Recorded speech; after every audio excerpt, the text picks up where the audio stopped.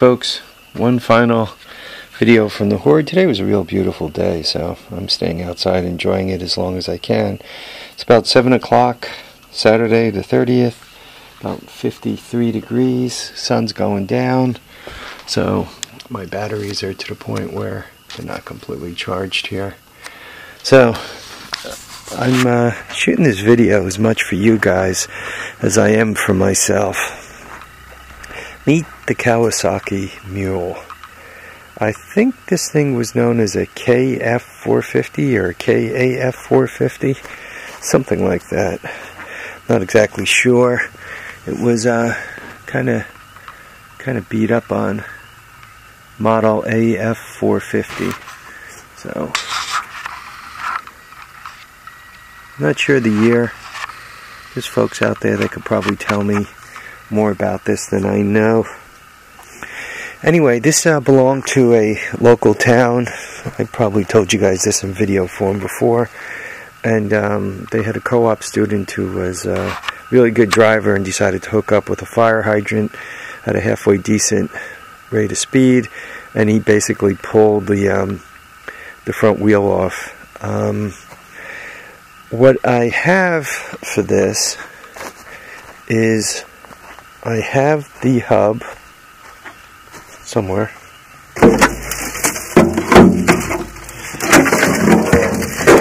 Or maybe I don't have the hub.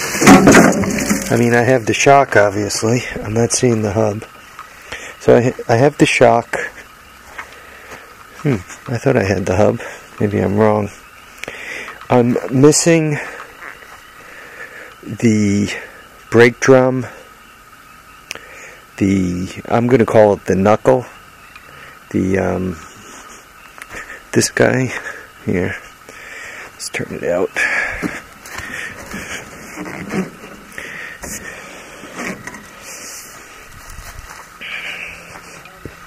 So I'm basically missing this assembly here.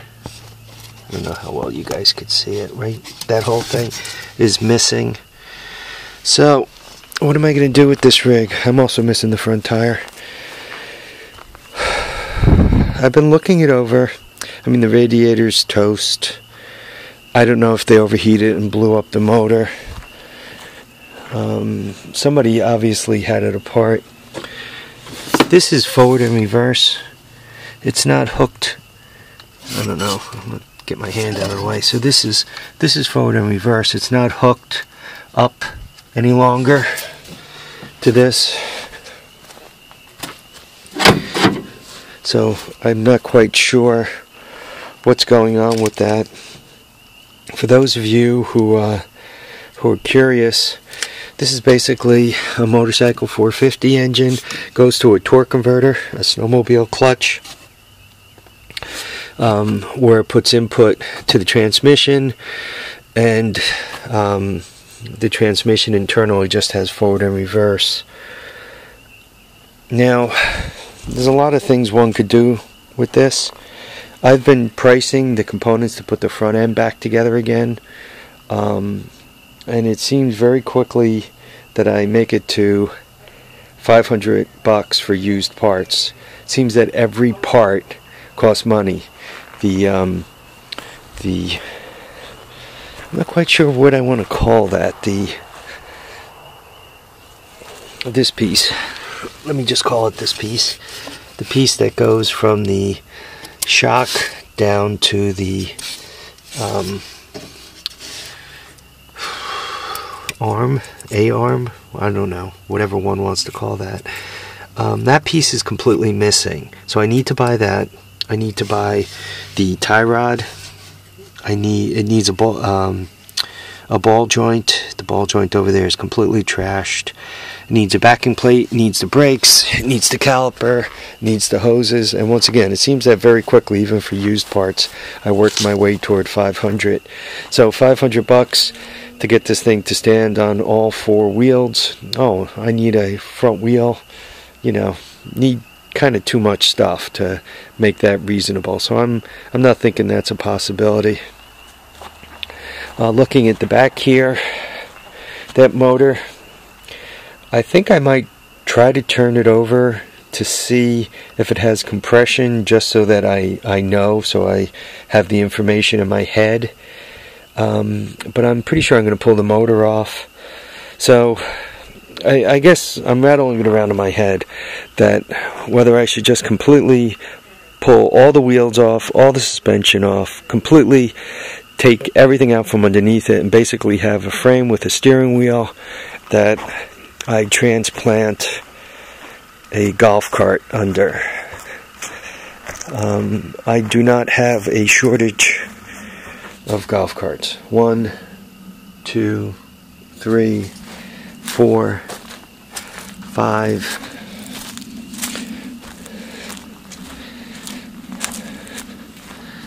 6, 7,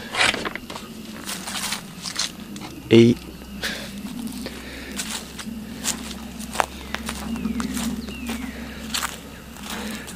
9 if you throw in the workhorse, and 10 if you throw in my running Easy Go or club car, the club car that runs. So the other thing I'm thinking about, and I did buy, see the front end off of that guy? I think it's a Warrior. See the front end off of it? I've been considering pulling that front end and trying to graft it underneath it. I guess what I need to do is clarify what I want the cart to do, what I want it to do when it's all done. And in my mind, what I want it to do is I want it to start easily, run, no screwing around like that. I want it to have forward and reverse. From a speed point of view, I really don't care how fast it goes. I don't need it to go all that fast. Boy, I got quite the horde out here. You know, sometimes I roam around out here and I surprise myself. Underneath this thing here is, obviously I got another 3-wheeler. I wonder if there's just one or another one. Maybe there's 2. So, anyway, what's rattling around in my head is getting that thing so that it goes forward, backward, starts easily, drives. How fast do I want it to go? I don't know. If it goes 20, that's more than I need. I want it to be relatively strong, though. So, anyway, that's what I'm thinking. If you guys have any commentary about it, or if you have one floating around that you're willing to sell me some parts for, I live in the Hudson Valley of New York, which means if you start swinging 6 or 8 hours from me, make it 7 hours. That way I could do a round trip in a day. I could get pretty far. That covers all the way up to Canada, out to Pennsylvania, obviously the tri-state area. That's within easy reach of the Hudson Valley. Yeah, I've been out to Indiana. That's about a 12-hour ride, Indianapolis, Indiana. So that covers a lot of Ohio. Yeah, if anybody's got one of these. Actually, if anybody can tell me what year this rig is. If I had to guess, I'm thinking late 80s. Or if somebody could tell me where to find the tag. But from a body point of view, I think I'm going to kind of leave it rustic. How's that for a word? Rustic. It's going to be like Musty's. Musty got a Volkswagen. I guess it's a 57. It's not a bus. It's kind of a Volkswagen bus pickup truck. You know, it's kind of a flatbed in the back. It's not a van in the back. And it belonged to an old lumber yard. Anyway, he's just going to oil it and put it together that way. Oh, I do have a hub. Here's the hub. So I have the hub, but I don't have the backing plate and the rest of it. Anyway, folks, thanks for watching my videos. Thanks to all of you who have subscribed. I like people who subscribe and comment and watch my videos, so all you folks, thanks for doing that. Live, love, have a great time. Remember, tires down, handlebars up. We'll catch you on the next episode of The Horde. Thanks for watching.